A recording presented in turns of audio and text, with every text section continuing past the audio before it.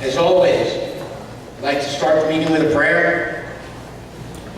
Heavenly Father, we ask that you join us here tonight, that you fill the room with your spirit, your love, your compassion, your forgiveness, and your power to negate evil. We ask that you protect our nation, our president, our Constitution, and our freedom, as we serve as your soldiers in the battle to remove the corrupt from power and restore the rule of law. Father, we give thanks for all that you have bestowed upon us. Amen. And I'd like to offer one other comment. Father, please watch over former member David Doms, who passed away this past weekend. Good man, and he will be missed. With that, would you join me in the pledge? I pledge allegiance to the flag of the United States of America and to the republic for which it stands, one nation, under God, indivisible, with liberty and justice for all. Thank you. Please be seated. A few announcements. First off, if you have a cell phone on you, which I assume everybody here does, please silence it. Name tags. If you joined in the past month or so, know that your membership card went out in the mail today. So sometime this week you will receive it. But you do have a name tag back with Joe. Please make sure you stop by and pick it up.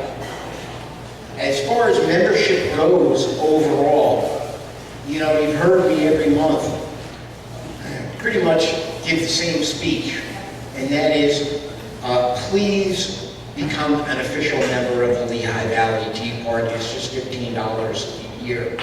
And what that does is help us build our membership rolls. And, you know, any political or politically oriented organization is measured, their power to get things done is measured in terms of the size of their paid membership base and their treasury. That is basically the union model, and why unions are so powerful, because they have a large membership base and a large treasury. So that's where we've been trying to take the organization. And I can tell you that I'm really very, very pleased with the results, because these days we are running at about twice the membership size, paid membership that is, that we were back in our heyday of, 2009 to 2010, 2011. Granted, there wasn't a whole lot of emphasis at that point put on paid membership, but still in all these days we have double the membership we did at that point. And that's in the face of, if you look around at the conservative movement, you'll find that the majority of organizations like ours have actually dried up and gone away. The ones that exist, for the most part, are down to, half the size, maybe a quarter the size they was. So I thank you all. 50-50, I assume you got hit up at the door. We do have 50-50 tickets for sale, and we will draw a winner toward the end of the meeting. We also have gold coin raffle tickets for sale. That's Eric in the back. You can see him during a break if you are interested. We probably only have, maybe 10 or 15 tickets left there? Oh, 7. So we may very well draw a winner tonight. That's for a ½ ounce of gold, $10 a ticket. We sell 100 tickets, draw the winner, and it may be tonight. So during the break, if you can, get over there and buy a ticket. Next to him is Bob. Bob has gun raffle tickets. And the deal here is also, it's $10 a ticket. We sell 100 tickets, draw a winner. The winner gets his choice of a Smith & Wesson MMP 9 Shields, that's the ported version, or the Ruger in 38 Special, or $400 in cash. We're probably halfway, or a little bit more than halfway through. 36 to go. Okay, we have 36 tickets left tonight, so if we get through those, we'll draw a winner on that as well. Chips, if you're short of cash, you can buy chips from Brian in the back. And what chips do are you give him a credit card, he gives you chips in $10 increments, and then you can use those at any of the tables. The key is chips are good only for tonight. First-time attendees, are there any first-time attendees here tonight? Nobody. Okay, thank you. Yeah, all right. I'm sorry, I forgot to say. Please raise your hand. Thank you and welcome. There are forms on the tables. If you would kindly complete one and leave it at the technician table. What that does is it helps us understand better what brought you here. And we actually draw one from each meeting for a free membership. So if you do turn one in, it looks like you're the only one, you'll probably wind up with a free membership. Treasurer's report. Dean is not here tonight to give our treasurer's report, but Dean has a good excuse. He's over at Northampton County government meeting tonight. And he also chairs our immigration committee. And the immigration committee has asked both county governments to pass resolutions that support federal bills H.R. 3003 and 3004. 3003 is a no sanctuary city bill, and 3004 is Kate's Law. So Dean is pleading, he has already pled his case to both counties. And as we speak, we believe Northampton County is passing a resolution to support, asking Toomey, Casey, it's already through the House, so it would only be the two senators to support those two bills. So he has a good excuse. Had he been here, I'm sure he'd be very pleased to report that our current checking account balance is $17,741. That's up by a few $1,000s from last month. We had a very successful pig roast, thanking Brian and to his committee for all the hard work. We netted something over $2,000 on our pig roast, which is awesome. And what offset that, though, was we had a rather large insurance bill. That was $1,600. We actually have two different insurance policies. One runs around $1,600 a year, the other one's $1,200 or $1,300 a year. So, it's a substantial amount of money for us to carry, and things like the pig roast, in this case, covered that bill. So, thank you very much. And we're building up our treasury.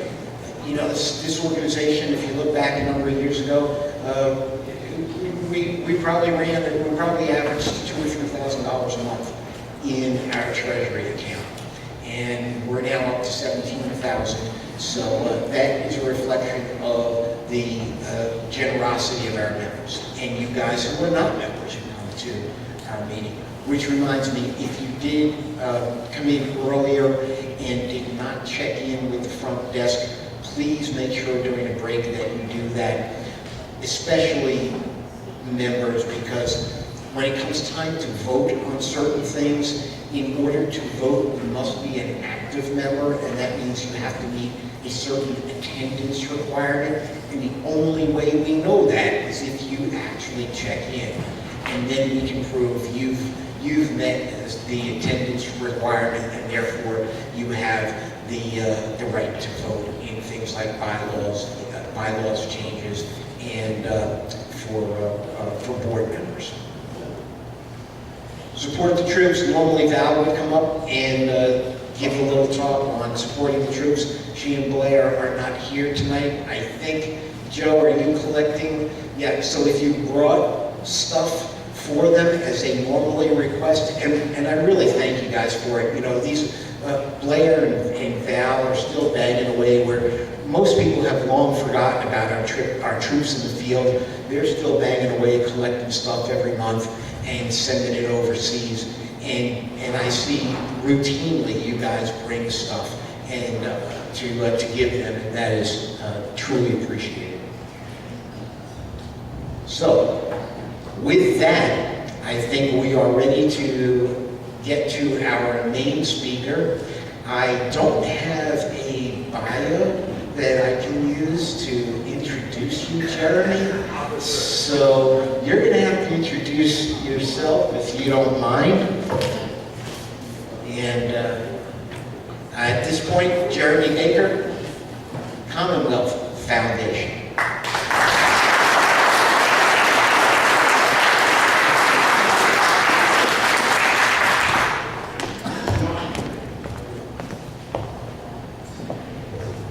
While Tom is switching, I just want to get another round of applause for Tom. I've worked with him for probably the past year, worked with guys in the Valley here for a long time. And one thing he said struck me is that a lot of these groups are shriveling up, are failing. And every time I come back here, I see new faces, I see it growing. So it's good for Tom. A round of applause to Baker.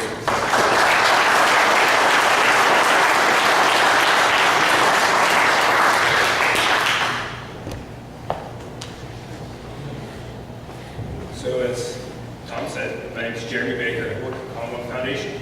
I'll do a little bit bio on myself and then jump into what CF does, and we'll talk a little bit about the state budget, which is always a fun topic these times.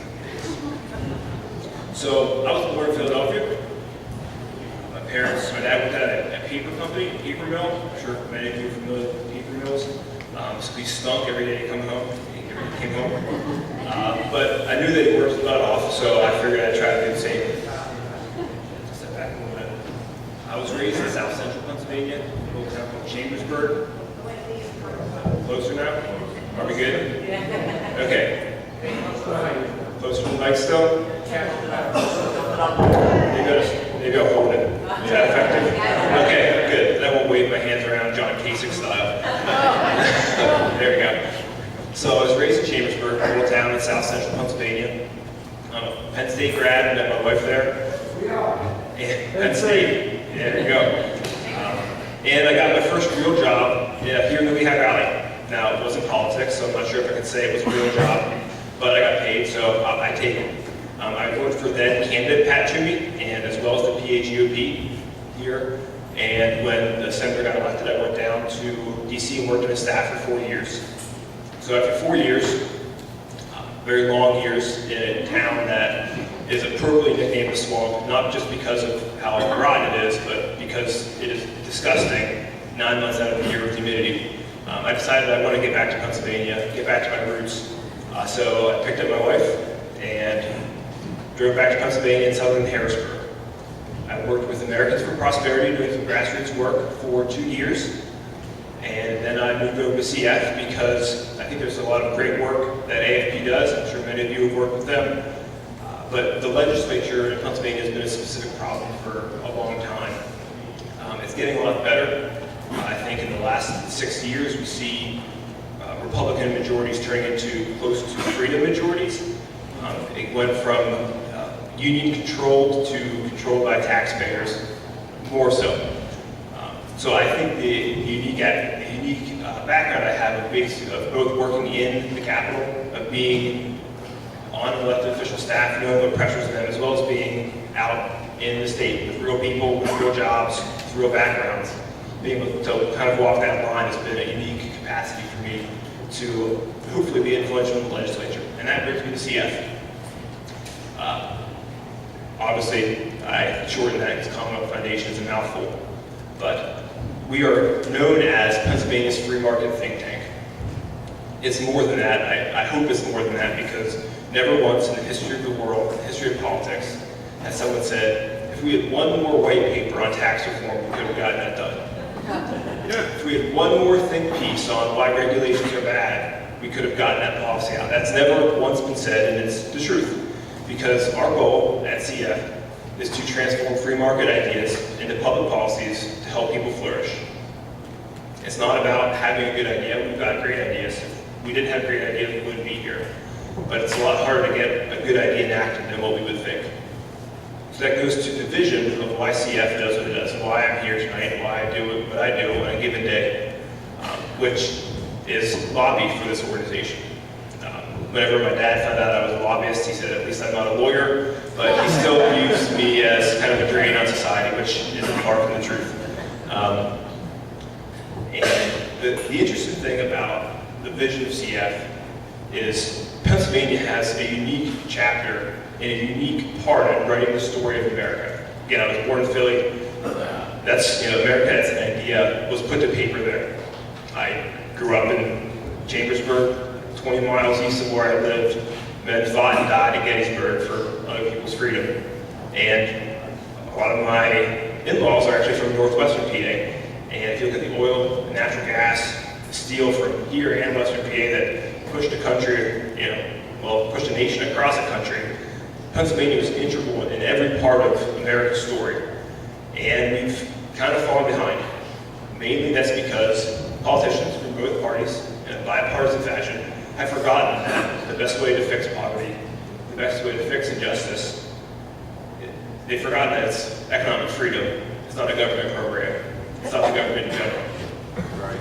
So that's where we're at. But I would say that things are beginning to change. It's a long process. So there's three things I'd like to talk about tonight. There we go. 3 points. I'm a good Presbyterian, so we'll give me 3 points here. We're going to talk about a success, we're going to talk about a failure, and we're going to talk about the future. I'm not going to predict the future because I wouldn't be here if I could. So let's talk about a success.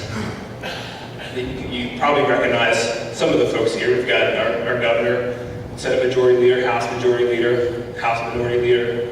I'm sure many of you are familiar with Senator Pat Brown, Senate Appropriations Chair. And a wide variety of conservatives, liberals, moderates, Republicans, Democrats, all around this guy signing a bill, which was SB 1 in June 2017, which was pension reform.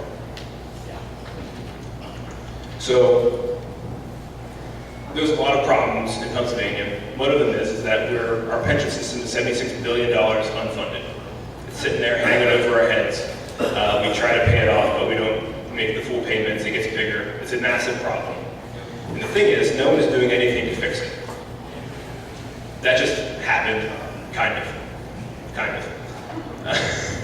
So we had a full defined benefits plan, which means that when you retired, you got the last 3 years of your salary. A portion of that went to you. You were guaranteed that the rest of your life. It's a good policy. It was good 100 years ago. It doesn't work now. People are leaving their jobs more. People are jumping around more. And what's happened is that it's become underfunded because politicians haven't kept up with their promises. I'm sure many of you are shocked about that. Yeah. So what happened was the window moved. People in the field, people in the Capitol, legislators getting elected have said to themselves, this is a problem, let's do something about it. 2 years ago, the governor, is the guy in the middle right there, I'm sure you know that, I just want to point him out. I'm sure you'll see a different candidate here next month who may have different viewpoints than he. But he said that this wasn't a problem. Pensions was not a problem. But he signed the bill right there. Half those guys in that picture didn't think pensions was a problem a couple years ago. Yet they're all celebrating the bill being signed because the window was moved from this isn't a problem to this is a serious problem to let's do something about this now. This reforms the risk. This reform lowers the risk to taxpayers by 2/3 over 50 years. Now, that's not going to impact me probably, but my kid will see that impact. Younger workers who are maybe working the state, maybe having this plan, can actually take their pension and move it and go somewhere with it instead of never earning the money they paid into it. The thing that's interesting to me is, just as I said, 2 years ago, the governor vetoed a similar piece of legislation. He's signing it. 2 years ago, unions blew up a similar deal to try to get this bill forward. 2 unions who were opposed to this 4 months ago did interviews saying that they were integral in getting this passed, which is confusing to me because I didn't see them in any of the meetings. Just last year, this proposal was tied to a $2 billion tax increase. Legislators like, we're going to raise taxes $2 billion to fix our pension system. I don't understand that, but it passed by itself. This is a win. It's not a gigantic win, but it's a win. And here's why. Because it allows us to take the next step now of starting to pay down that unfunded liability. It's one step. It's the first step in a long road, but it's a step. I'll remind you that I don't think I woke up one day and liberals had expanded government to $20 trillion in debt. I didn't wake up one day and there were thousands and thousands of pages of regulations. I didn't wake up one day and the government was in our schools. Those things happen slowly but surely. We have to make the same kind of approach. So that was a success. Now I'm going to talk about a failure.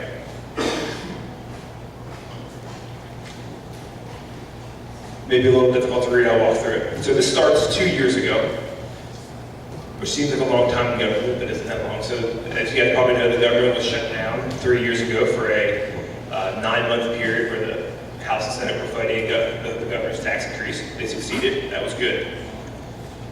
This past year, fiscal year 2015-2016, the House and Senate agreed on a plan to raise a couple $100 million in taxes. I mean, no big deal, right? A couple $100 million in taxes, and to increase spending. Now, naturally, the revenues didn't come in to the amount that they estimated, and we walked into this year, 2016-2017, with $1.5 billion in debt because the governor decided, a 15-year-old with a credit card, to go on a shopping spree. It was a pretty expensive shopping spree. At least if I came back with $1.5 billion in debt, my wife would be pretty upset. So just to take a sidebar, when you hear legislators talking about opposing this year's budget, that's good. We're proud of them for standing up for taxpayers. Look at the guys who opposed last year's budget, because they were the ones who were able to think to themselves, this is going to be a problem not just now, but next year and the year. And they were right. So keep an eye on that when people are talking about how they voted. So here we sit, we walked in this year with a $1.5 billion deficit. In April, the House passed a pretty responsible plan. About $31.5 billion covered most of the deficit. The Senate sat on that for 3 months and then decided to pass their own bill, which was $32 billion. So they increased spending by $500 million. Didn't do anything to address the $1.5 billion deficit. And then we're shocked to learn that when they passed the spending plan without a revenue plan, that they were $2.2 billion short. I mean, who would have guessed? I don't know how you guys budget. Personally, I spend what I have, or hopefully less than I have. Seems reasonable to me, but who would have guessed that legislators were unreasonable? Yeah. So we had a problem, $1.5 billion deficit. The problem was made worse by a $600 million spending increase without any plan to pay for it. So you guys can guess what the legislators' brilliant idea was to fix this problem. It wasn't control spending, it wasn't going back and fixing the revenue, it was to raise taxes. So the number at the bottom here is $571 million. They did that through pulling gas out of the ground. They did that by taxing gas going into your home. They did that by taxing electricity going into your home. They did that by taxing online sales. And they taxed fireworks. You know, it's just all sorts of, if they could get their hands on it, they tax it. But I'm sure many of you are probably better at math than I am, and you know that $571 million, or let's just say $600 million, is not $2.2 billion. So how they made that up by borrowing $1.3 billion from the tobacco settlement fund. They floated a bond, did some fund government work, and somehow $1.3 billion is going to come in. So you, again, still being pretty good at math, realize that that's still not $2.2 billion, that's only $1.9 billion. They figured, you know, it's close enough, let's just move on. So they passed this bill, and it, to their credit, the House looked at it and said, this is bad, we're not going to vote on it. So they went home. which I feel like the legislator being home is better than the legislator being in the legislature, because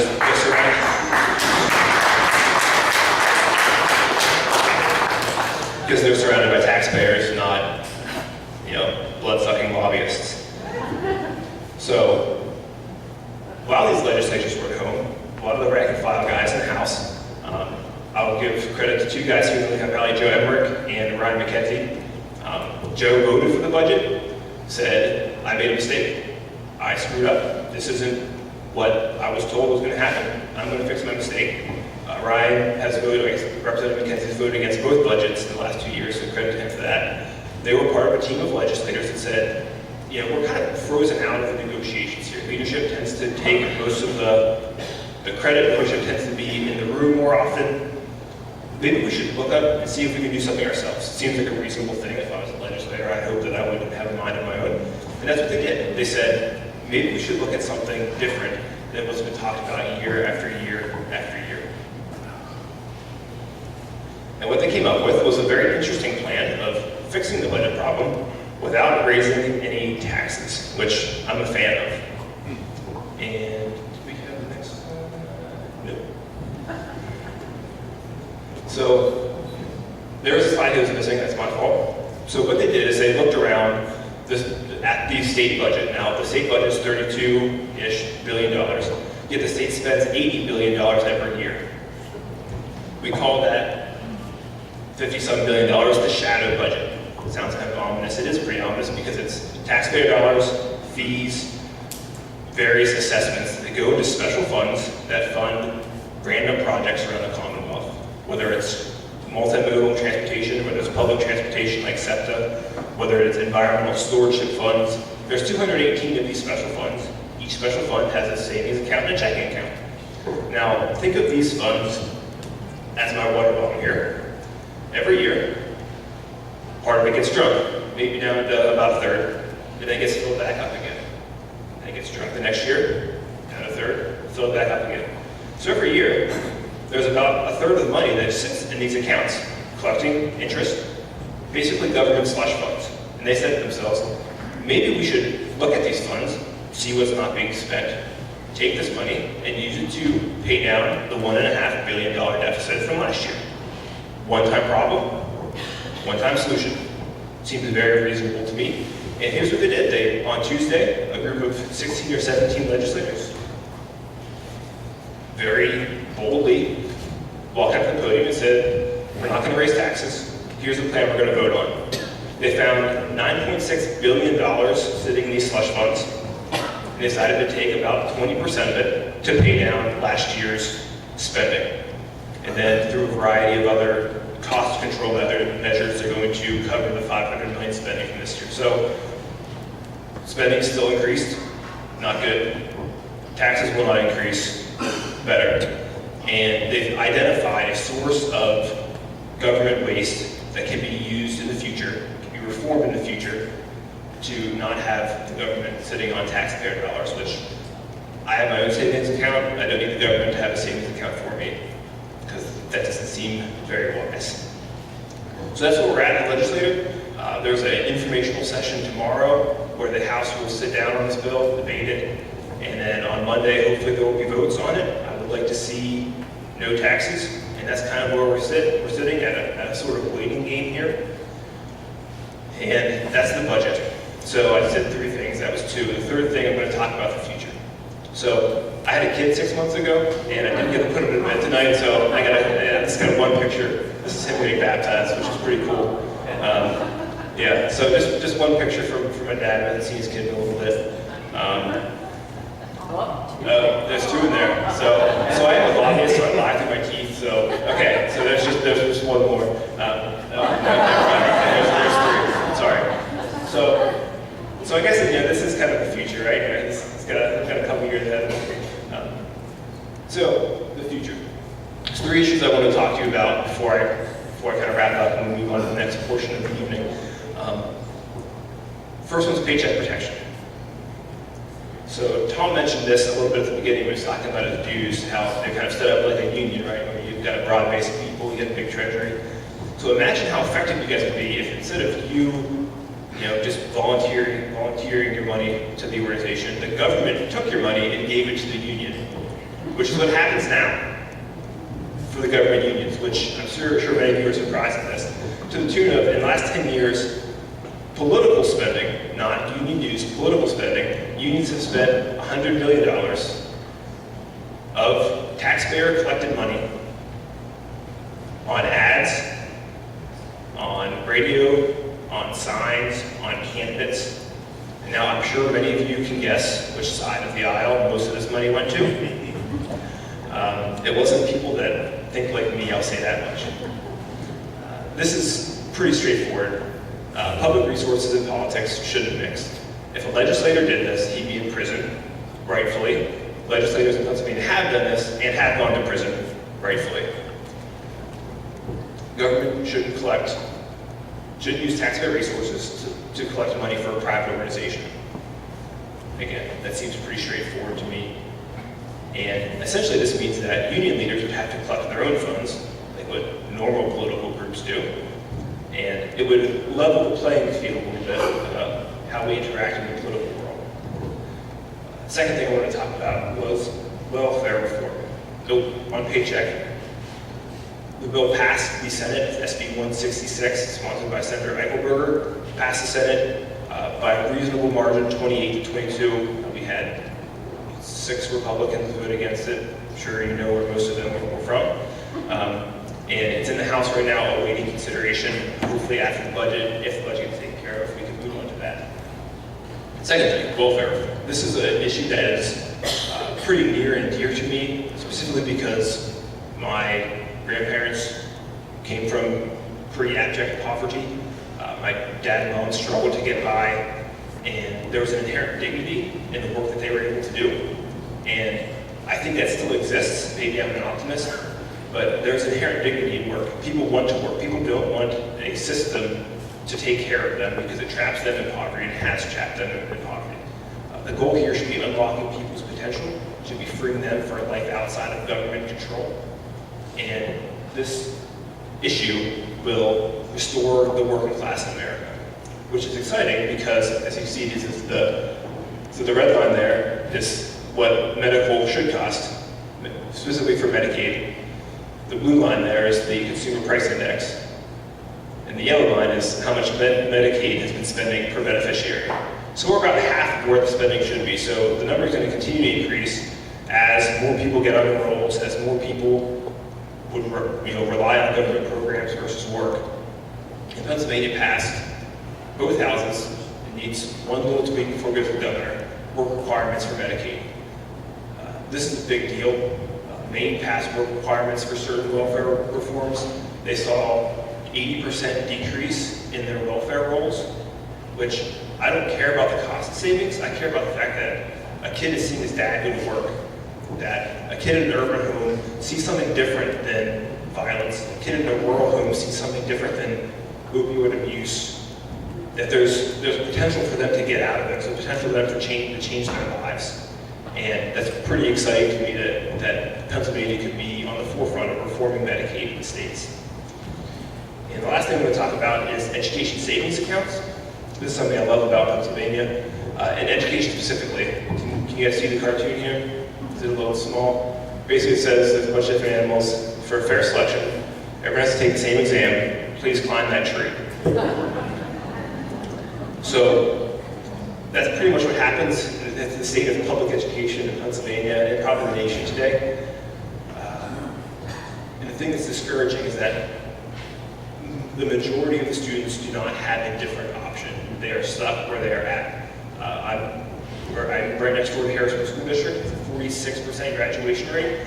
It's only going to go down. It's not getting any better. And there are great schools around them that the students have no opportunity to go to because of the abject poverty and the lack of opportunity that they currently face.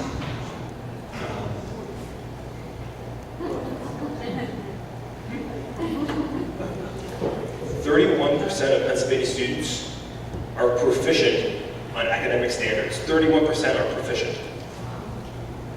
And the definition of insanity is the same thing, again, expected result. Everyone knows that. And that's what we do with education. Spend more money on it, spend more money on it, spend more money on it. We've been spending more money on education for years, and it hasn't fixed the problem. Too many children with special needs aren't able to get the care they need because they are stuck in a school that treats them just like everyone else, and they are not, they are individual, they are unique, they have great potential in and of themselves, and they are not given the opportunity to experience that. That's where ESAs come in, education savings accounts. Essentially, it is an account for a parent to use that gets part of the money that the public's, that, well, they're part of their tax dollars that are going to their schools and are given back to them by the state. They're able to use that on tutoring, on books, on private schools, on charter schools, on different opportunities. And I mean, really, education should be in the hands of a parent, not a child. I mean, my kid's only 6 months old. I think I know what's better for him than some random teacher in a random school. And I think that's pretty much across the board. And ESAs remove the barriers that currently limit students in certain areas from getting a better education. If you're stuck in your zip code, you have an opportunity of getting out, the likelihood is you are stuck there. We heard testimony from a guy named Lance Dean. He's 21 years old. He was born in Harrisburg, raised in Harrisburg, single mom, him and his brother. He told stories of his friends getting shot, his friends getting arrested, his friends dropping out of school, selling drugs. He got a scholarship, was able to go to a different school. Graduated that school, went to college. Graduated college, was back in Harrisburg, teaching at Harrisburg High School, giving back to the community that he was able to get out of. And that's the opportunity that we have with this kind of bill, with this kind of reform, is to change the way that we look at a student, not as someone as a ward of the state, but someone that's unique, who is controlled in theory by the parents, and should have the parents should have an opportunity to send them wherever they'd like. So that's what I've got for this evening. I appreciate the time to be here, and I'm sure that we'll have some time later for questions, I believe. We're going to take questions after the break. Thank you, Jeremy.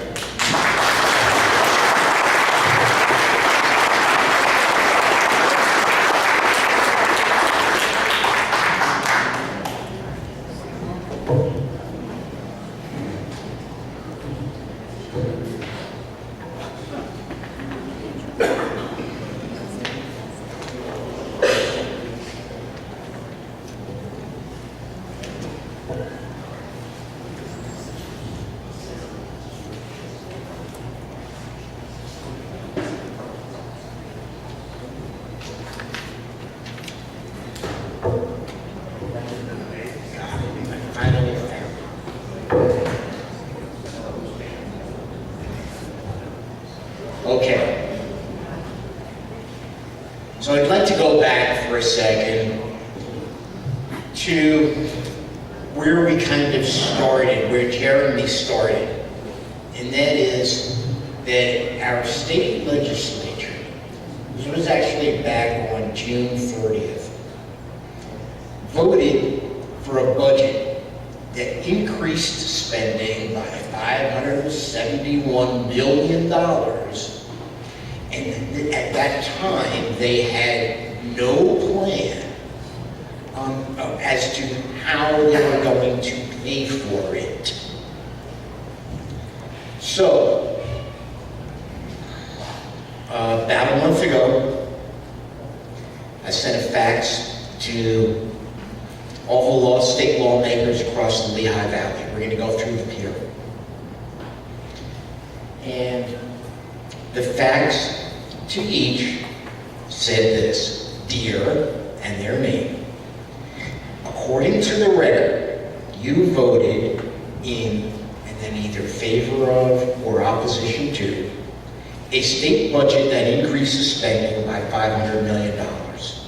On September 7th, 2017, that's tonight, we will hold our monthly meeting at the Fearless Fire Company in Allentown, beginning at 7 p.m., where we will discuss this issue. You are invited to share your view on your vote. If you wish to do so, please leave a message for me on my cell phone. We have a fixed agenda, so time will be split equally among those who come. If we do not hear from you by August 25th, we will assume that you are unable to attend. In that case, you're welcome to submit a brief written statement. Please email it to me at chair2017@lbtp.org. No later than August 25th. So that gave them a couple of weeks. Let's see how they did. If you're not sure who your state legislators are, those who do have name tags, you find that we actually print your district, your House district, and your Senate district on your name tag. And it's also on your membership card. So we're starting from the eastern end of the Lehigh Valley with with Representative Bob Freeman. He's District 136, Party Democratic. Spending increase, how did he vote? Yes, he voted to increase the spending. His RSVP, he did at least RSVP, stating that he was unable to attend. Remember, we offered to accept the statement in their place. He offered no statement. Joe Emmer, 137, Republican. Spending increase, Joe voted yes. RSVP, no response. Statement, none offered. I'm very disappointed. Marcia Hahn, 138, next door to Joe. Republican. Spending increase, she voted yes. RSVP, her staffer did call and say that she was scheduled for a medical procedure today and was unable to attend. Okay. Statement, did not offer one. We're about the middle of the district now, over in Bethlehem. Steve Samuelson, Democrat. Spending increase, no surprise, yes. RSVP, no response. Statement, none. Pete Schwer. This is South Allentown, south of 78, that district. Democrat. Spending increase, again, yes. RSVP, no response. Statement, none. Mike Schlossberg, Allentown, Democrat.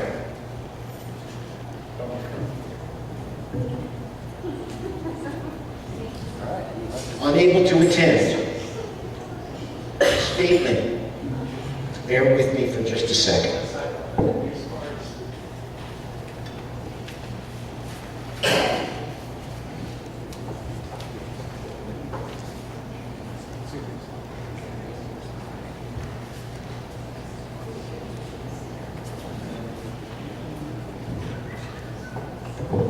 Mike Schlossberg did send a statement. Since we have the time, I'd like to read it.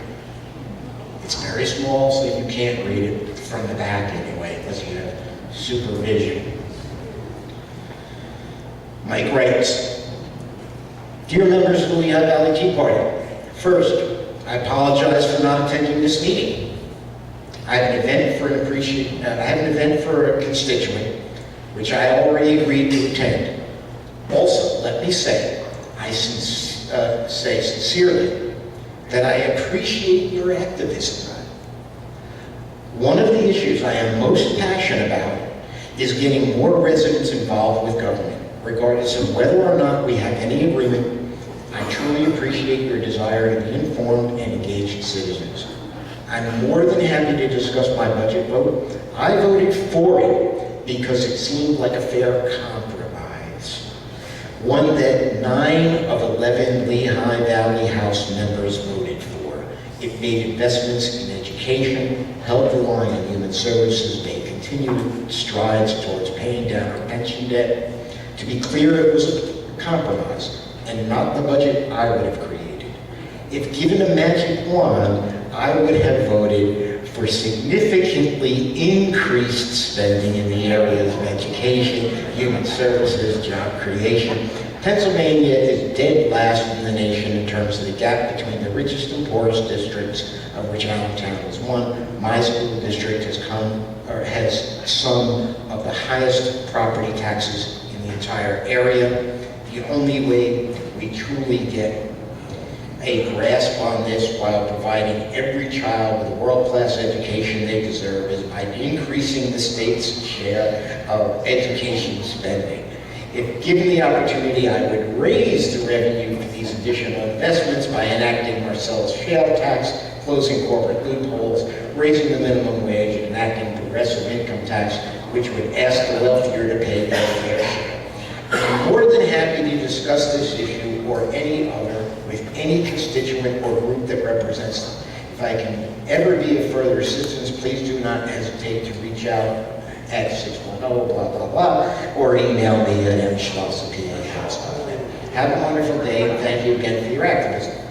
Okay, Mike is obviously a far left Democrat. But I have to say one thing. He has shown this organization more respect and professionalism than most of our Republican lawmakers who we helped put there.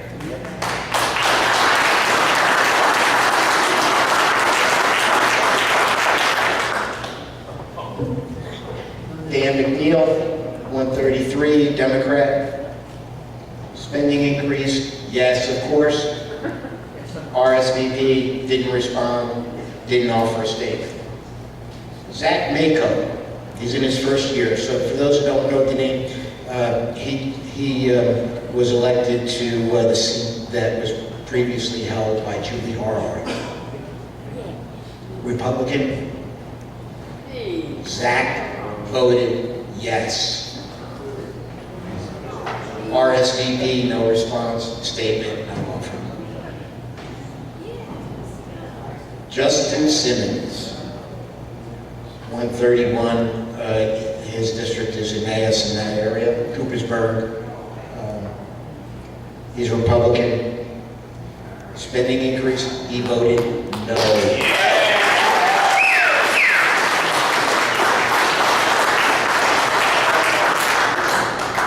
RSVP, he did. He will join us. He has something else tonight. He will get here. He does have a statement that will be after the break.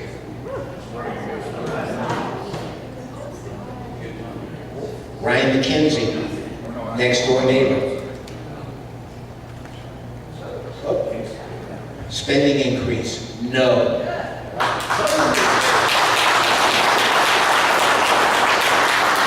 So these are the only two Lehigh Valley lawmakers who voted to oppose the spending increase. Now, as for Ryan, he responded, but he responded 10 days after the deadline. It was just 2 days ago that I got an email that said, Ryan will be there. Whoa, time out. No. Our schedule is set now. Did you read the facts? It asked that you respond by August 25th, and based on who's responding, we have a block of time that's been set aside, and it'll be divided equally among those who decide that they come. Now that block of time has since been reassigned, and I'm sorry, but and I told his staffer, no. Now, not all of you may agree with that, but you're stuck with me, and I get to make the decision.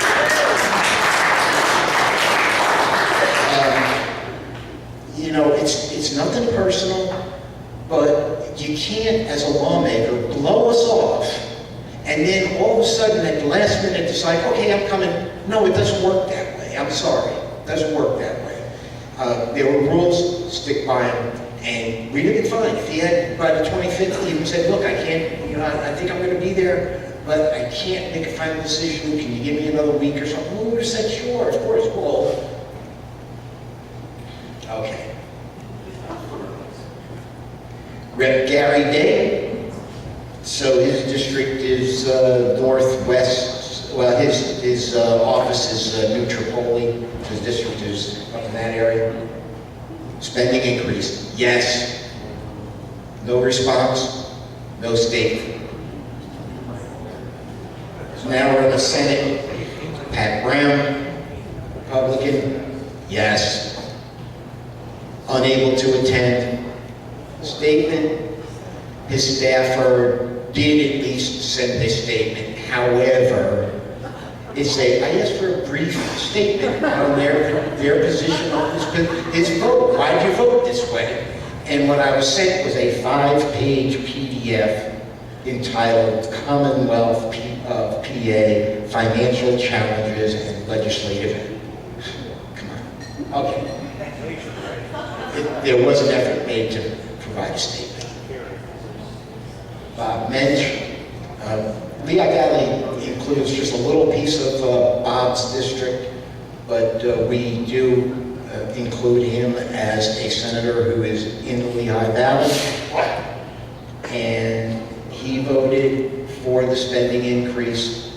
He did not respond, nor did he offer a statement. Lisa Bascola, Democrat, spending increase, yes. She did respond, unable to attend. That was yesterday. Okay, great. Again, we asked for a response by August 25th. Yeah, 3 weeks late. She did send a statement. If you care, I have copies on the technician table here. I wasn't going to change the PowerPoint presentation to include her presentation if you send it to me the day before. And lastly, Senator Scavella, District 40, is Republican. Spending increase, yes. No response. And statement, none. So, summary. The only two, according to the roll call vote that I have seen, the only two who, in the Lehigh Valley, who actually opposed that spending increase were Ryan McKenzie and Justin Simmons. The others, for the most part, many of the others, ignored our request for an explanation. That may not be exactly up to date yet. Bascola did actually send something, but again, that was just yesterday. But frankly, I'm really disappointed in these people. I don't expect them to jump through hoops for us.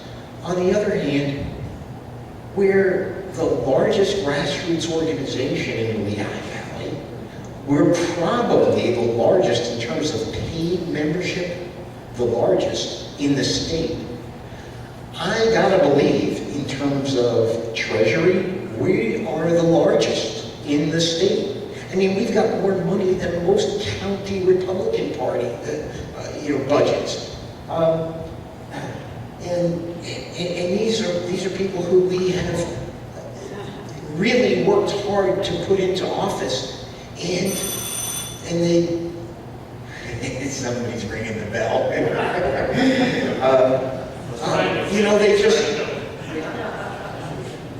They just ignore us, and so I'm just wondering.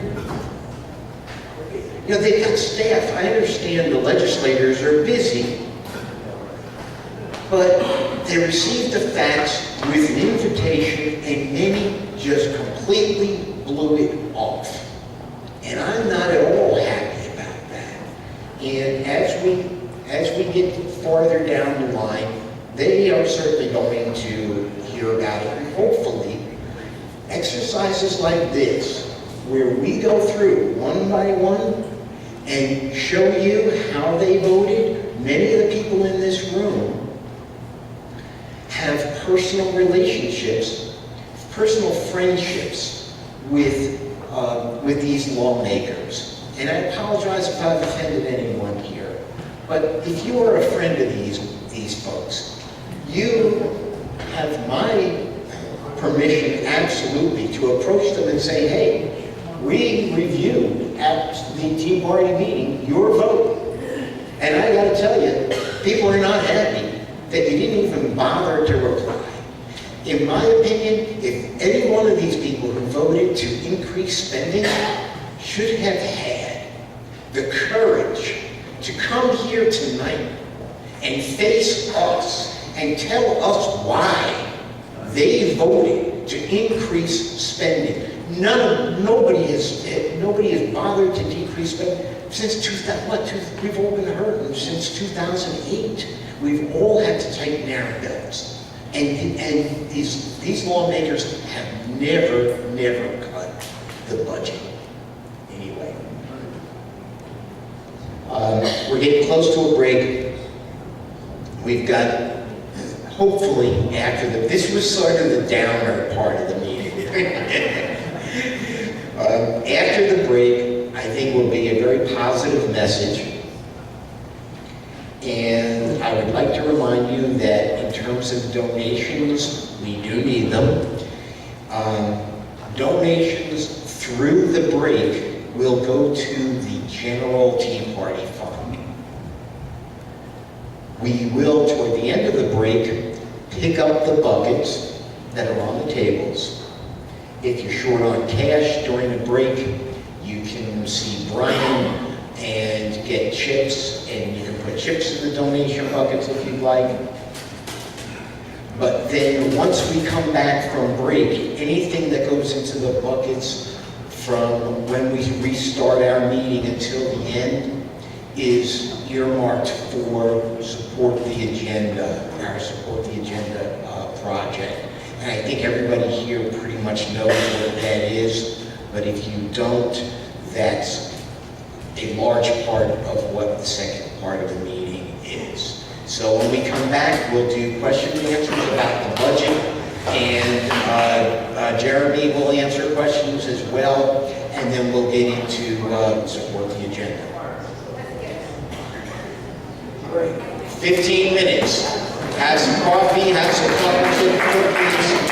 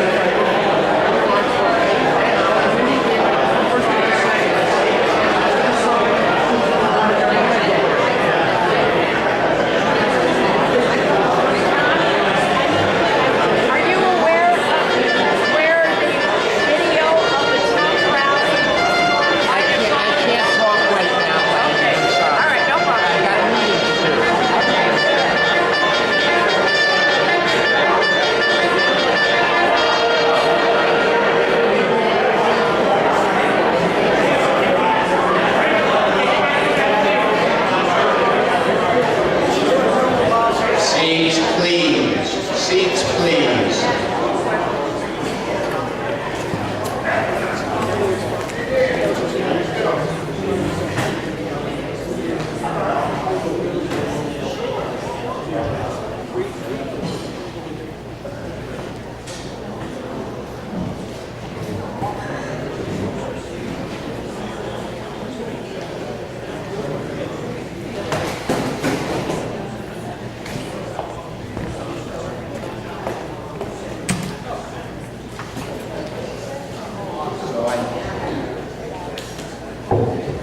Jeremy, if you can come up. Tom, Tony, if you can run microphones. This is a question and answer regarding state budget and other things that Jeremy may have covered. We do have question and answer later for other things. This is specifically state budget and things that Jeremy may have covered. Are there any, if you have questions, please raise a hand and someone with a microphone will get to you. And don't speak out, we'll get to the microphone.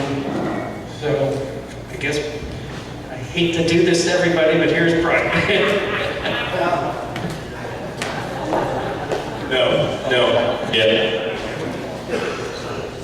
This thing on? There we go. At least I didn't scream into it like I usually do. Jeremy, the last thing of the savings accounts, the academic savings account. What was it? Academic? Education. ESA. Yes. Where, I haven't heard anything really on this that I've heard about them, but is there really any legitimate chance of this going in through the legislation, or is this just a wish? I did mention that I would not predict the future. I will say this, is that Senator DeSanto, who is the senator from Dauphin and Perry County, has a bill that should be introduced when the Senate comes in session in September. He has a number of co-sponsors on it to the tune of, I think, at least half of the Republican caucus in the Senate. It's 17 members. And the President Pro Tem of the Senate, Joe Scarnati, is a big fan of the bill. Now, as what happens in sibling rivalries is the House has seen this activity, seen a lot of good press on it, so they've been working on their own proposal. Will the governor sign it? No. Does that bother me? Yes, but no. I think we need to start working on this in general, and I think this is a good opportunity for at least to move through the legislature before it gets passed eventually. So what's the title of the bill, and is there verbiage on it? So there's no public bill text as of now. There's a co-sponsorship memo in the Senate that you can go. If you go to Senator DeSanto's page and look up co-sponsorship memos, you'll see education savings accounts there.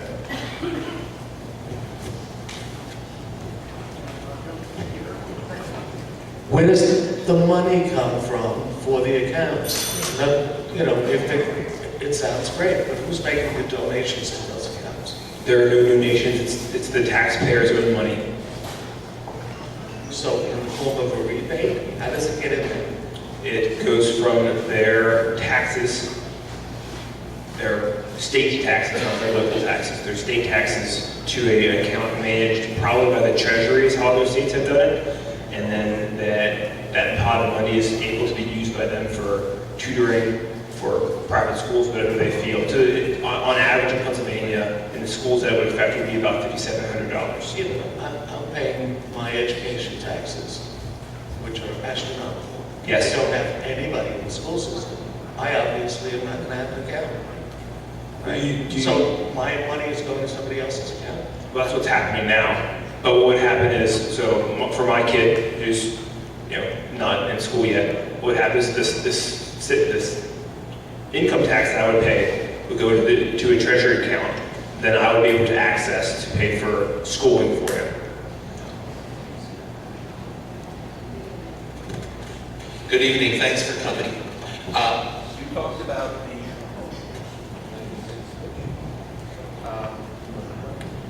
You talked about the pension reforms. Was this all that's going to get done? Is there anything to improve what's been there? Any future plans? Yes, again, let me stress, this was step one of many steps. I think the guy that you want to probably talk to about that, he was here, not this, but in the Shrimp Center, probably 2 years ago, was John McGinnis. He's a state rep from the Altoona area. He's an economist at Penn State and knows this issue better than I would ever do. And he's got a couple of plans right now in the works that would pay down the unfunded liability.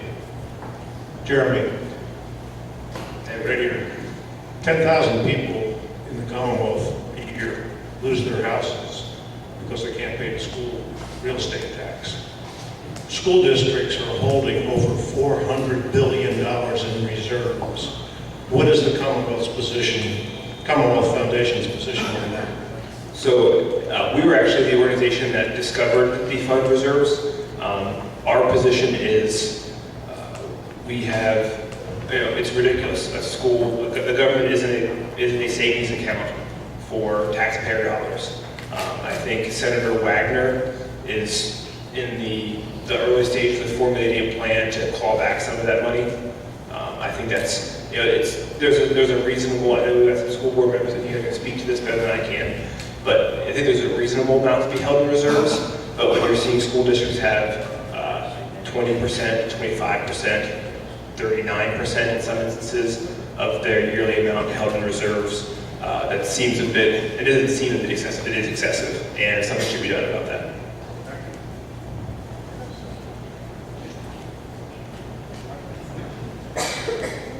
Okay, just to clarify your explanation, this gentleman, the way I'm understanding your education savings thing is some of the state tax that people would pay is not wasted by the government, but instead goes into your personal savings account that you can use for children? Well, it wouldn't be my personal savings account, it would be an account set aside in the treasury to use for the child specifically. But For the child? yes, for the child. It doesn't go into my bank account and sit Yeah, there. no, I agree. Yeah, It goes into a separate account. It goes to a separate account, and there are specific expenditures that are allowed for that money to be used on, primarily, well, not primarily, around education. Thank you.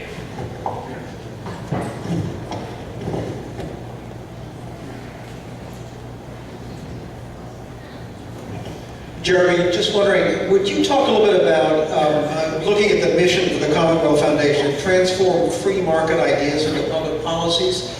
It seems as if some of these successes are just finding better ways to spend all this money that they want to spend. What are the things that the Commonwealth Foundation is doing to transform to bring free market ideas to government? Can you clarify the statement that says spend money in different ways? Well, you seem to think it was a success that you found these slush funds and were paying for this increase with slush funds, and I get that, but we're still paying for an increase. What is the Commonwealth Foundation doing to presumably stop those increases? Absolutely, and I couldn't clarify that better. If it was my idea, if I was king, I would go through and cut government by like 85%. But we found this, we've got option A and option B. Option A is a tax increase, option B is doing that. So to take a step back, one thing we've identified, the $800 million in corporate welfare that goes out every year. Every year the state spends $250 million subsidizing horse racing in Pennsylvania. Some of that money goes to $1 million into a billionaire in Saudi Arabia. We think that's a pretty reasonable place to start. Corporate welfare, we think privatizing the state liquor system is another opportunity. There's no reason that the government should control the sale of alcohol or the sale of anything for that matter. Those are two places that I would start reforming taking free market ideas into public policy alternatives.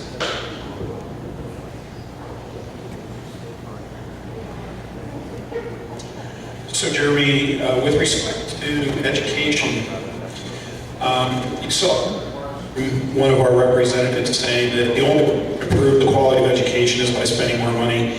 What can the Commonwealth Foundation do to educate our elected officials that it really is not a causal link between money spent, quality of the outcome of the education?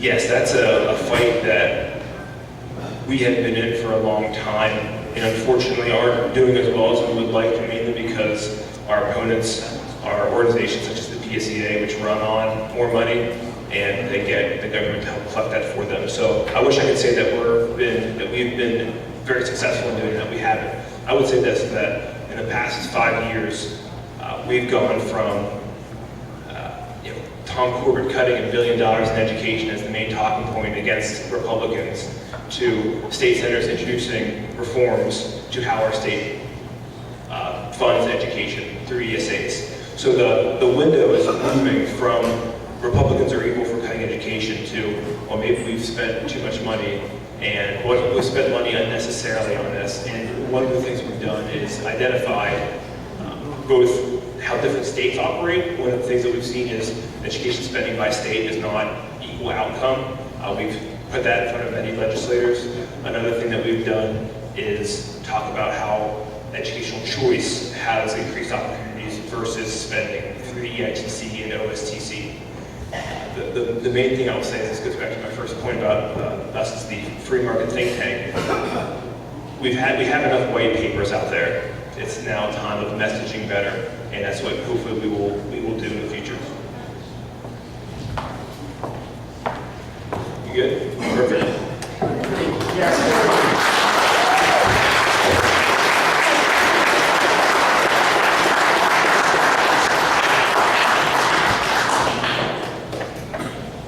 So, there's a lot to absorb here with this state budget and their proposed solutions.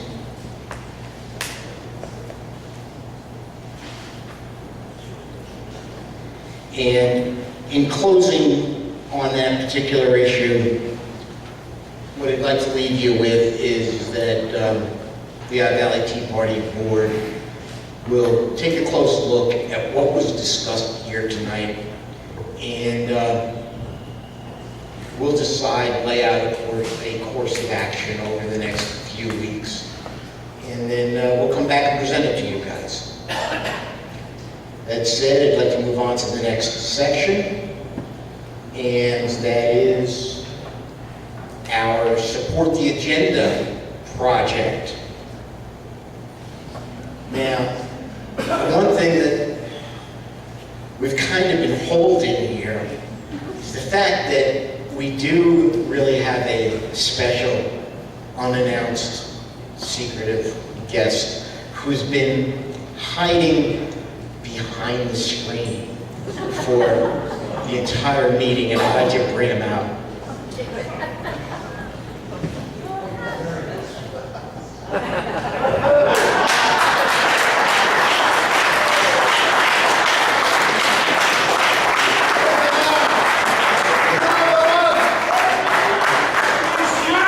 My buddy, President Donald Trump. And he's been very patient. So I'd like to find out if there's anything that he'd actually like to say. Our movement is about replacing a failed and corrupt political establishment with a new government controlled by you, the American people. Okay, thank you, Donald. And any encouraging words that you might close with? And we will take back this country for you, and we will make America great again.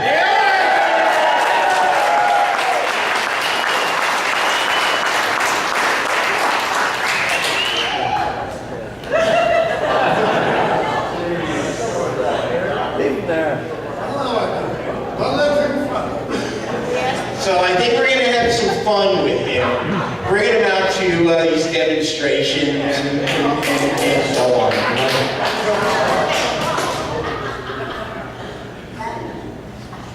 So the deal with the Support the Agenda, I'm not going to go through the whole thing, but what I can say is that if you're not sure what it is, there are flyers back with Bob, and the flyer talks about the 7 people who we seek to unseat.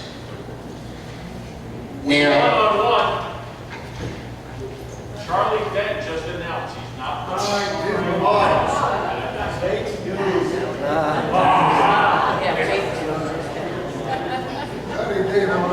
one of the ways that we will be working to unseat these people is to do all we can to get negative press. And the way we do that is by demonstrating in front of their offices based on issues. In order for you to find out where we are demonstrating, you need to go to supporttheagenda.com. There's a schedule there.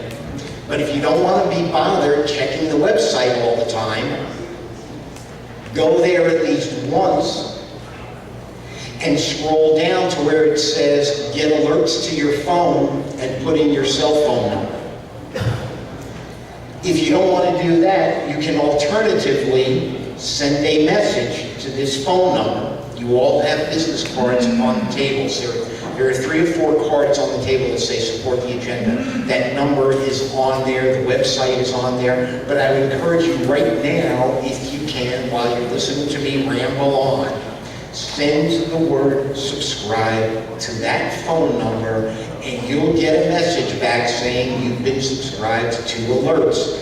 And none have been sent yet, but Sunday or Monday, one will be sent for this next upcoming demonstration that we're going to talk about in a minute.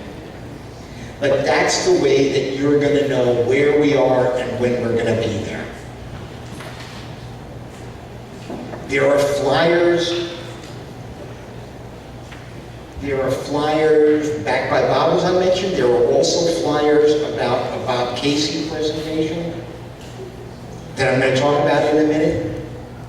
Please take the flyers, take the cards, talk to the people who are Trump fans, who think like you. Talk with them, give them the flyer, give them a card. It's really up to you guys to be activists and promote this. What we're really looking to do is to build an army of, I think we can get anywhere from 500 to 1,000 people on this list.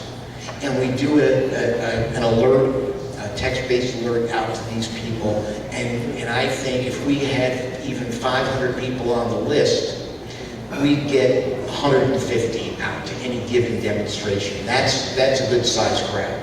Yeah. So what's the status on this project? You know, a couple of months ago, I asked everybody, do you want to go there? Do you want to go down this road?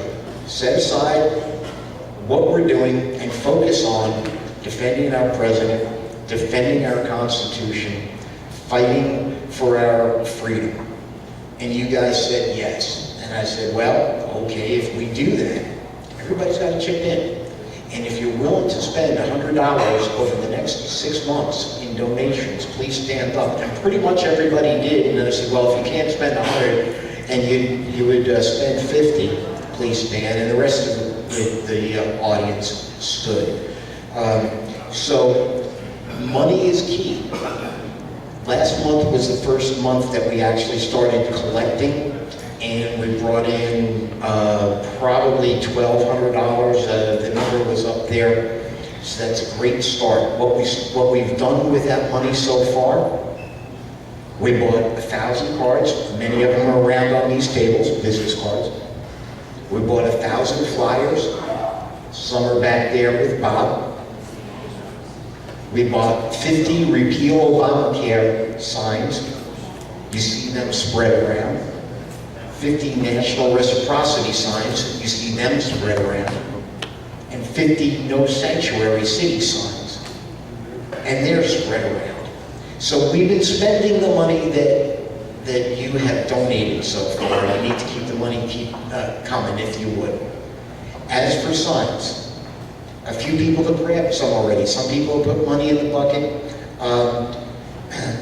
There was one gentleman who early in the meeting who asked how much they were. I said $2, but I was incorrect. They're actually $5.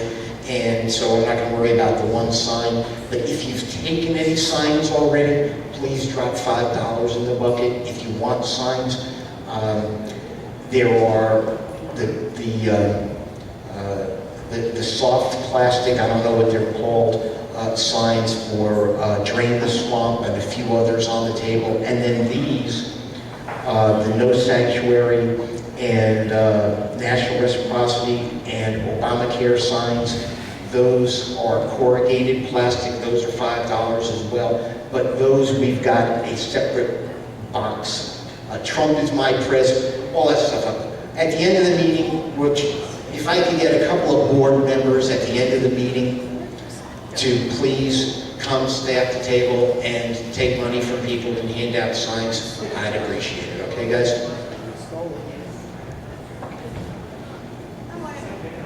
So where are we at? Status, we talked about how we've been spending the money so far.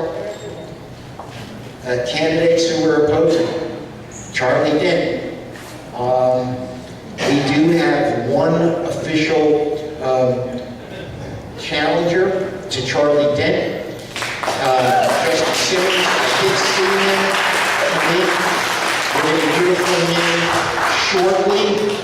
Give us about 5 minutes, Justin. Charlie Dent, morning call is now. Yeah, everybody shouting out, yeah, okay, well, we'll see. We'll see if it's true. And maybe Justin has an update on it.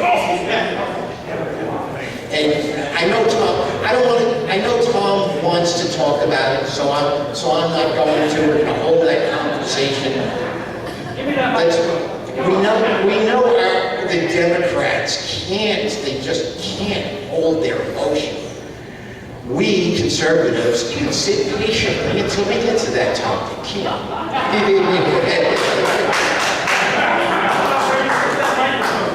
Matt Cartwright. Right now, we do not have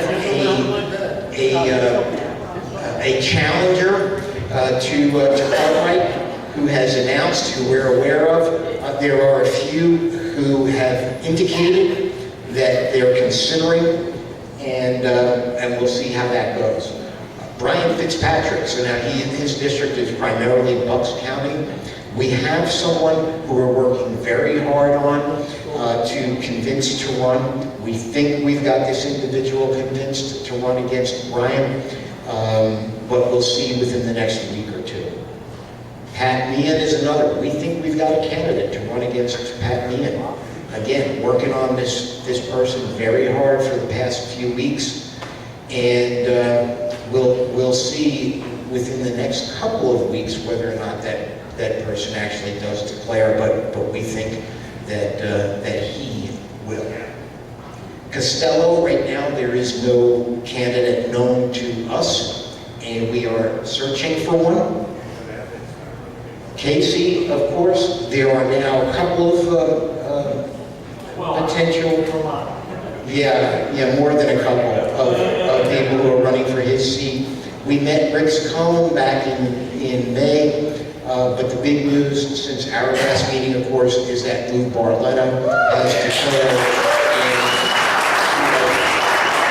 and Lou's obviously a 100-pound gorilla, so he's probably going to wind up securing that nomination. And then Tom Wolf, we have a couple of people who are running. Scott Wagner, who we will see next month, and there's another gentleman out of Berks, I guess he is, Paul Mango, and we're talking with his camp, and he will probably come and speak with us in the January-February timeframe, somewhere in there. Demonstrations. That's the mode that this project is going to be in. Demonstrations, achieving negative press, and that's the mode we will be in until the weather stops us. At that point then, we'll move into donor relationships, relationship building. That's a key, a key function that we need to get done here, and that is really making connections with some of the primary donors in the Lehigh Valley. And then that'll take us into the primary season where we'll start actually supporting specific candidates. So the last thing in this topic, I think, is the subject of demonstrations. Where, when is the next one? On the tables, there are flyers, and they say, help us replace Bob Casey with a pro-Trump senator. And if you look halfway down, it says, please come out, help make America great again, September 16th. So this first one is actually 2 parts. From 12 to 2, we're asking you to join us in Bethlehem. And that's going to be at the City Hall, which is next to the library, 10 Church Street. And that is in support of an organization called America First. Kyle's here, Tom's going to introduce him shortly. He's managing that rally. What we're asking is that you all come out, take part in that rally. That's from 12 to 2. And then from 3 to 4, that gives us an hour to get over downtown from Bethlehem. From 3 to 4, we'll be out in front of Casey's office with these signs and Trump flags and U.S. flags and Mr. Trump himself, of course. Then September 23rd, 12 to 1 in front of Casey's office, and on September 30th, 1 to 2. That's the schedule. Please come out, please put that on your calendar, and please do all you can to get friends, family, other Trump supporters out there with you. With that, I'd like to bring up Tom Carroll, who is, as most know, our vice chair, and he's going to introduce a couple of special guests. Thank you. Every meeting, Tom makes the mistake of letting me have the microphone, and I can't tell you I haven't waited for it more eagerly than I can do that, though. I can't tell you that I have waited eagerly for it with anticipation any more than I did tonight because of all that's going on. First thing I'm so enthusiastic to do is introduce you to Kyle McFadden, and I'm going to do that first, and then I'm going to tell you why I'm excited about a lot of other things. Kyle, come on up here. Kyle's the one that's organizing that rally, and he's going to tell you about it. Give him a hand of applause, and let's take a few minutes. I want to thank you guys for having me here today. I spoke with you all individually, handed out the flyer for our event. It is called America First. I'm not a part of any organization. We're just supporting Donald Trump's national security policies. So that's why we're going to be out there on the 16th at the Bethlehem Public Library. And we'd love for you all to come. We want to support our president. We want to stand behind him. The event is for safety and security. We want to keep this country safe. And Donald Trump's doing the right thing for us. Right. So we want to be behind our president and to have the right optics. Tom's going to be there, and we'd love for you all to be there as well. So thank you all.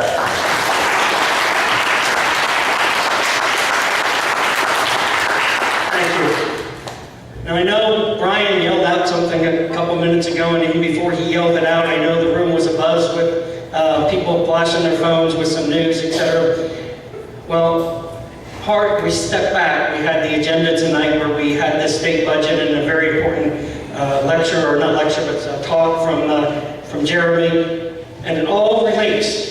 Supporting the agenda, getting these people in line, getting the rhinos out of our business, electing people to office at all levels of government that are conservative, limited government, respecting the Constitution. We asked all of those state reps to come and address our crowd, and only one could actually take his time to come, and he agreed to come before all this other stuff. So he has something to tell you about the state budget, and then I think he has something to tell you about his plans otherwise, and I think you all know what it is, but I'm going to let him have that opportunity to do what we say. Thank you.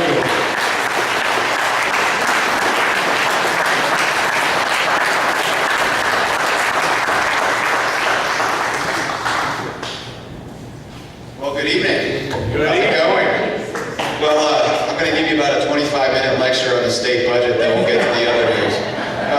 But yeah, I'll talk a little bit about the state budget first. I know there were some remarks about it, but the House Republicans, we've been working hard over the summer of trying to find a fix to our budget situation without raising broad-based taxes on individuals here in Pennsylvania.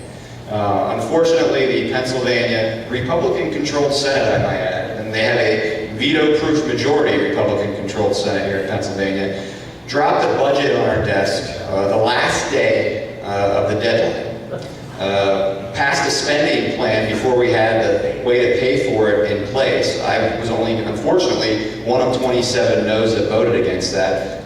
Every other Democrat and Republican voted for it.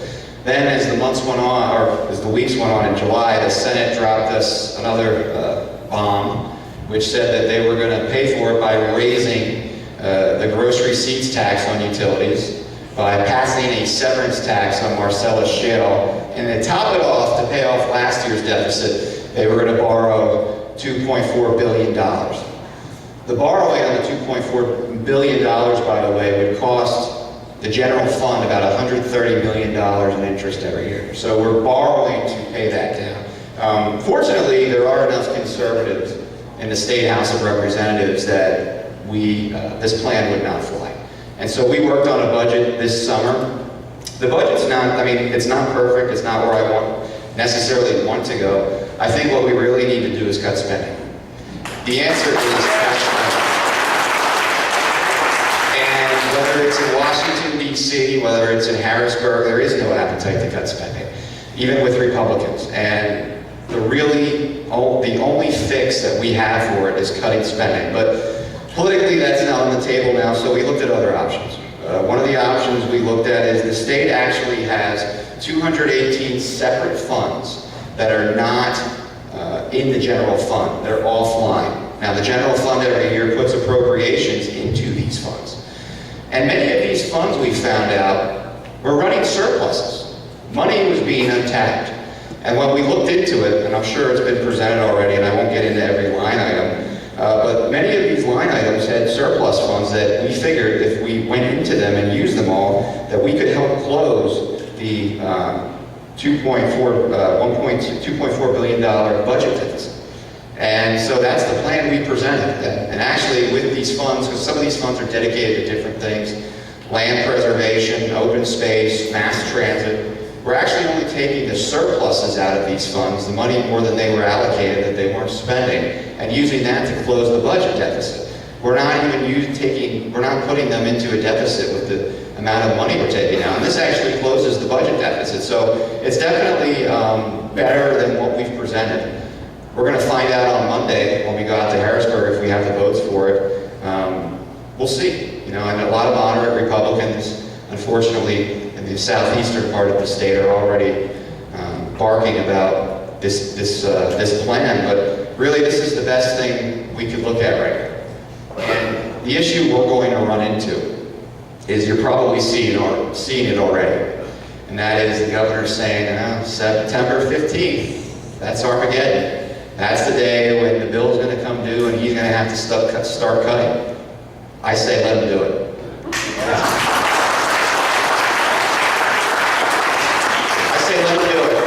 I say let him do it. We've heard these threats before. When we held out in the first budget year of Tom Wolf, it took a long time, it was painful, it was messy. I didn't get to see my family very much, but at the end of the day, we beat Tom Wolf. Yeah. We made him accept the budget that we put on his desk. Yeah. And I will support this plan. Ultimately, I would love to support a plan that will actually cut spending and put it on his desk, but if we continue to hold out, if we don't have the votes for this, we are going to force Tom Wolf to make the cuts, and we're going to stand strong. You got to make sure that moderate Republicans stand strong. Well, we're not going to stand strong, but you got to make sure you talk to them and let them know, including the senators. We have senators right here in this area that voted for this monstrosity that the Republicans presented. We had a Democrat senator from the Lehigh Valley who voted against it, and a Republican senator who voted for it. So we need to continue to stand strong. Your voices are being heard. Let me tell you, now I'm going to make the pivot. I don't know if you've heard, but some news broke earlier tonight. Charlie Dent has decided to hang it up.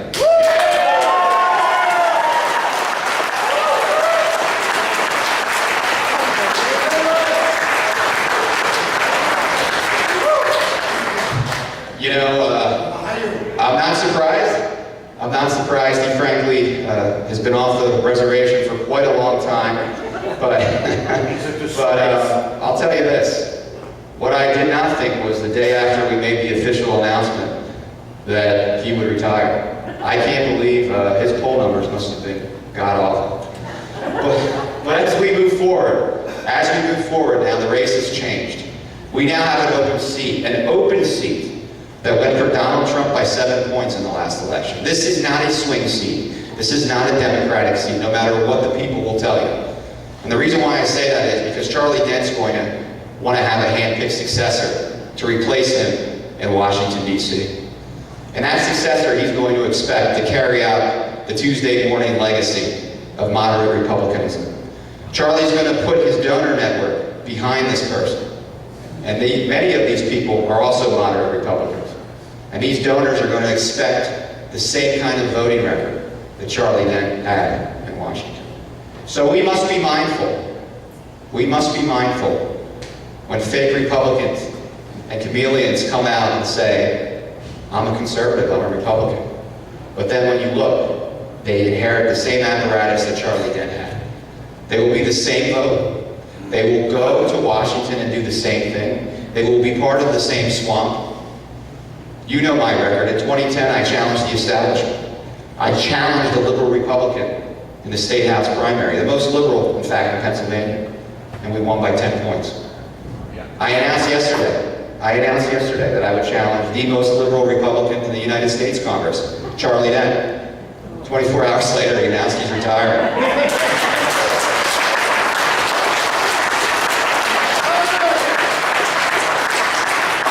Ladies and gentlemen, if we're going to change Washington, we can't go down the same path we've continued to go. Donald Trump showed in the last election that the party establishment no longer has the power that it once did. That party establishment, as I said earlier, they're going to fight. And they're going to fight like hell to try to keep this seat because they believe this is their seat. And now that I've done what I've done, I'm enemy number one. And frankly, I'm proud of it.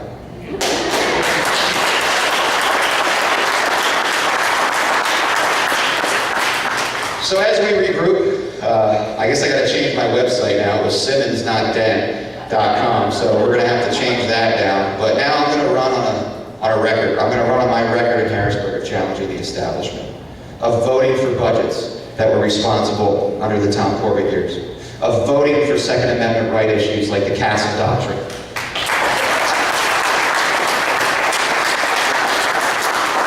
and being unabashedly pro-life.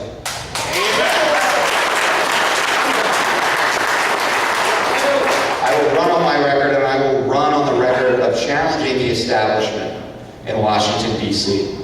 But I'm going to need your help. I'm going to need your help. Because the establishment, as I said earlier, is going to want this seat. And the grassroots of this party, you guys, this party belongs to you. It does not belong to the establishment.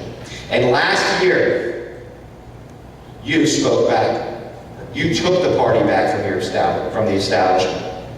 And now, the establishment's fighting like hell to stop our president from enacting an agenda that simply wants to secure our borders, that wants to cut taxes for every American, that wants to repeal Obamacare. So we need to get together, and we need to fight back. We won in the last November election, and it looks like we just won again tonight. Thank you, everybody.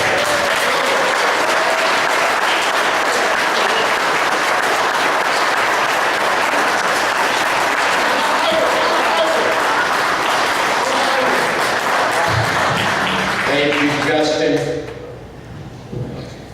And With that, we're running a little bit long, so I'm going to try to speed things up. A quick public service announcement. Everybody's asking you for all kinds of things. I'm going to ask you for one more thing. We really need you guys, if you can, to help. You know, this is your organization. We've got a board and we've got officers, but most of us are swamped. And so we do really very much need members to step up who have the ability, the time, and the interest. We need help with things like social media.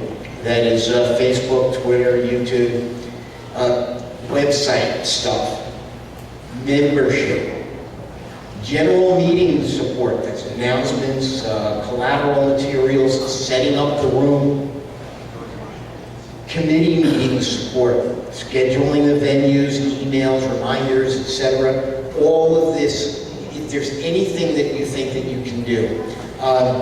There are forms on the front desk here. If you are interested, you have a little bit of time, please stop by, pick up a form, check off what you're willing to do, and leave it on the desk. We'll be in touch with you. With that, we're going to go to 50-50. And can I get somebody to run a mic? Tony's coming. Run a mic back to Mo. So get your 50-50 tickets out.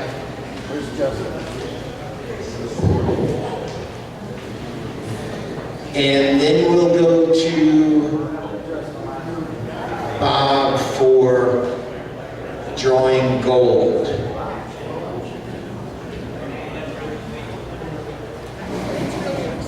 Okay, who's drawing? Okay. Tony, you want to pick a ticket? Okay. The winner is going to take home $140. Awesome. All right, you turned it enough, I saw.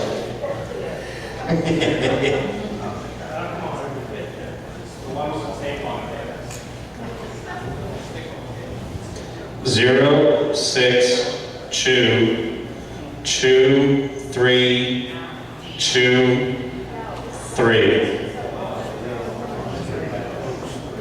0, 6, 2, 2, 3, 2, 3. Somebody's got it. 8, 6, 7, 5, 3, 9. There we go. All right. All right.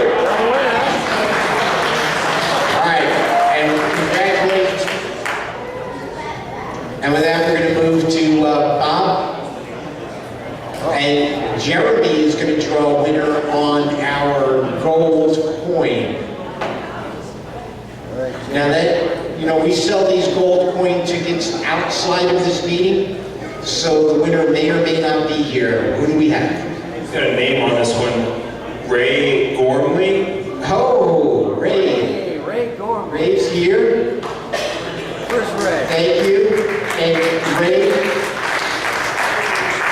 just know that I will be sending you a letter, and then we'll make arrangements for you to pick up your gold coin. Thank you.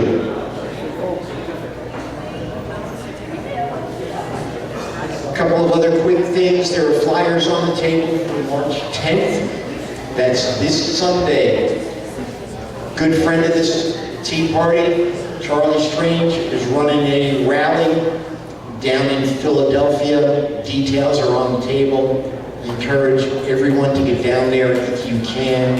It's a rally to reopen investigations into Extortion 17 and the Benghazi loss of life. The big deal is, afterward, everybody's going to a VFW that is just a few blocks away, and the main speaker is Larry Playman. Most of you know the name. He runs Judicial Watch, and he is the guy who has fought for Charlie and in many of these cases regarding Extortion 17. 1 month from tonight, I think, what's today? No, well, October 5th, the first Thursday, October, our guest speaker is Scott Wagner, who's running for governor. I encourage you, I mean, folks, we have to fill this room. I think we will, but please, please, please, get the word out to friends, family. We need to replace Tom Wolf. And while there are a couple of candidates, all of them really deserve your very, very close attention.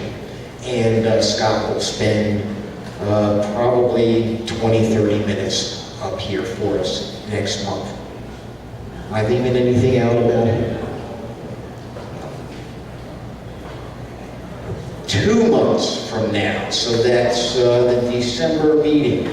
I'm sorry, the November meeting. It's actually November 2nd. Peg Luxick, who we have not seen in a long time, will be here. And we have asked Peg, rather than to review, kind of what is Common Core, because we're all there. We know what it is at this point. It's been around for so long. We've asked Peg to provide an update as to where we at with Common Core, with getting rid of it. She is in the know, she knows where it's at, where are we at on a federal level, if we get rid of it at that level, what does that mean for Pennsylvania, and what can we do here to help move that process along. With that, I know we have a couple of people who want to make a couple of announcements. If somebody can get a microphone, Dean has something he wants to announce. And Mike Rose wants to make a quick announcement. Doesn't matter. Thank you, Tom.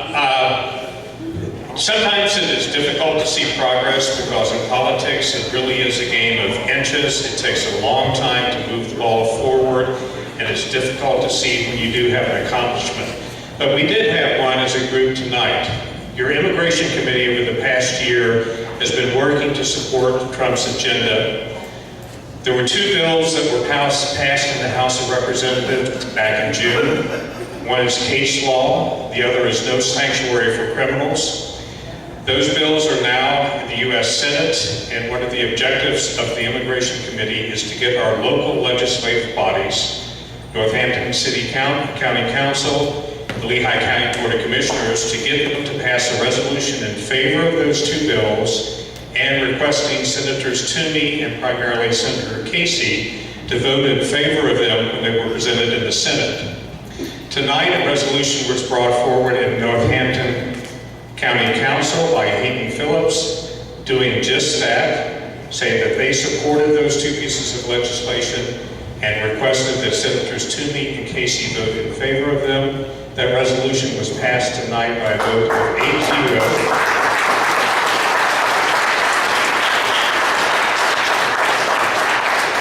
And it received the support of several members of this group: Hayden Phillips, Glenn Geisinger, and Matt Dietz.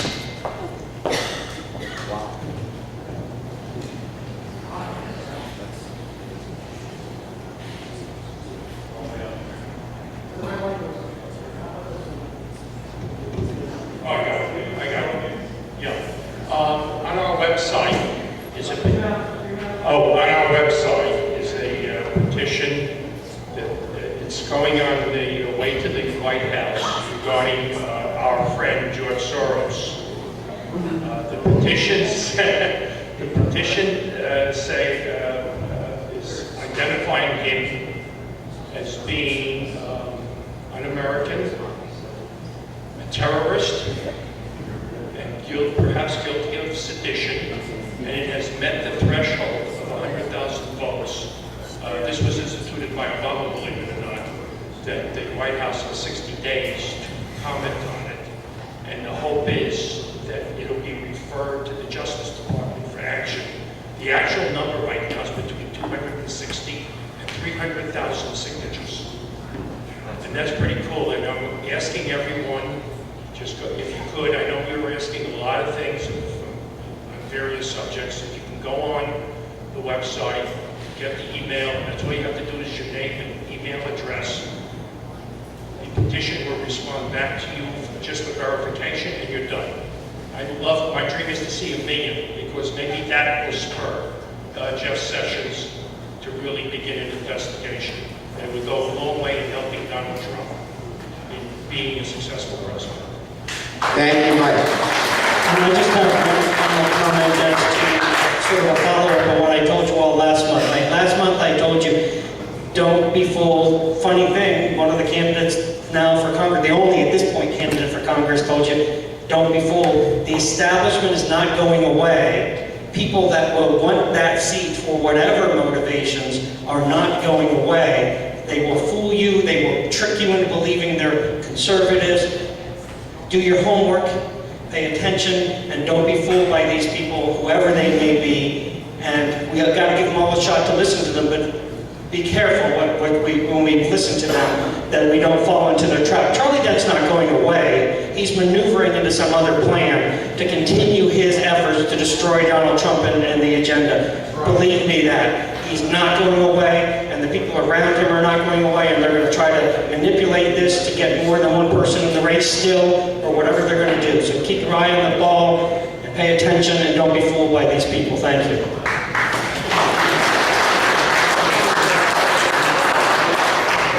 Final comment, we have one from Tony. I just want everybody to congratulate yourselves, because it was you applying pressure to Charlie Dent that made him decide that he couldn't stand the heat in his backyard. So thank you, everybody, for supporting the agenda, and give yourselves a round of applause for Charlie Dent.